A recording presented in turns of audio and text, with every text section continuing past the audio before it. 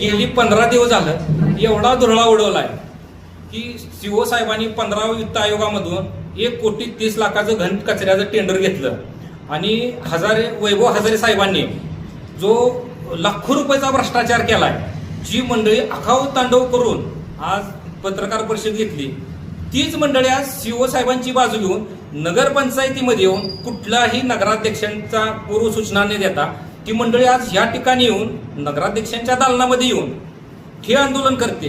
कुठलीही परमिशन दिली नाही. माझं स्पष्ट असं मत आहे की त्यांच्यावरती फौजदारी गुन्हा दाखलच झाला पाहिजे, कारण त्यांचा काही संबंध नाही.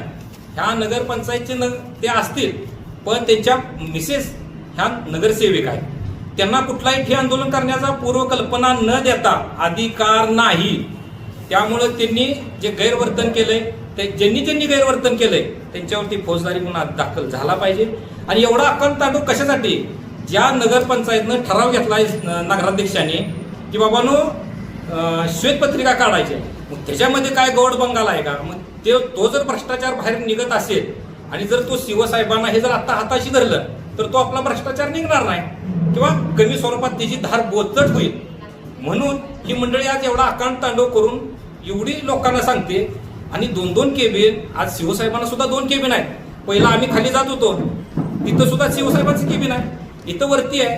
जिथं सोयीस्कर दोघांना आहे, नगराध्यक्षांना आणि सीओ साहेबांना, जिथं लोकांचे प्रश्न सोडवता येतील त्या ठिकाणी दोघं बसून सोडवतील. हा त्या दोघांचा विषय. मुख्यमंत्र्यांना, सचिवांना सांगायचं नाही तुम्ही इथं बसा, तुम्ही तिथं बसा. मुख्यमंत्र्यांना कोण सांगतं का? कोणी सांगत नाही. तसे हे पीठासीन अधिकारी आहेत आणि त्यांचा हा नगरपंचायतचे नगराध्यक्ष असल्या कारणानं ते सुद्धा नगरपंचायतीचे मुख्यमंत्रीच आहेत. त्यामुळं त्यांनाही कुणी सांगायचं नाही.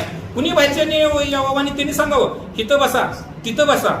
अरे चाललंय काय ते बघतील ना. नगरसेवक, नगराध्यक्ष, उपनगराध्यक्ष आणि मुख्य कार्यकारी अधिकारी हे दोघं जण ठरवतील त्यांनी कुठं बसायचं का बाहेरच्यांनी सांगायचं.